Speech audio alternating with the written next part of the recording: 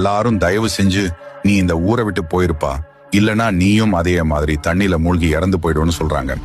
ஏன்னா இங்க இருக்கிற ஆலமரத்துல ஏதோ ஒரு ரகசியம் இருக்குன்னு சொல்றாங்க. இது எல்லாம் அவன் கேட்காம அந்த ஆலமரத்துக்கு எதிரில இருக்க ஒரு வீட்டுக்கு வெளியே, அப்புறம் அந்த ஊர் முழுக்க அங்கங்க சிசிடிவி கேமராவை வைக்கிறான்.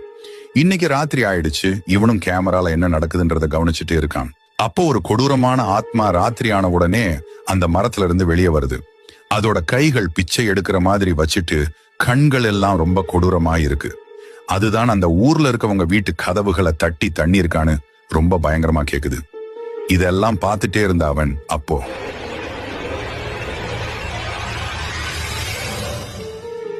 இத பார்த்து ரொம்ப பயந்துட்டான். மறுநாள் காலையில விடிஞ்சதும் ஊர் மக்கள் கிட்ட நேத்து நடந்த விஷயங்கள் எல்லாம் ஒண்ணு விடாம சொல்லி அந்த வீடியோவை அவங்க கிட்ட காட்டுனதும் எல்லாரோட முகமும் பயத்துல மாறிடுச்சு. அது ஏன்னு அவங்க கிட்ட கேட்டதுக்கு இந்த ஊரோட கடைசியில அந்த ஆலமரத்துக்கு பக்கத்துல பூட்டியே இருக்கிற வீட்டை காட்டி அந்த வீட்டை பத்தி சொல்றாங்க. இந்த மாதிரி பேய் கதைகள் நம்ம இன்ஸ்டாகிராம் பேஜ்ல டெய்லி ஒண்ணு போடுவோம். அதை பார்க்க நம்மளை ஃபாலோ பண்ணிக்கோங்க.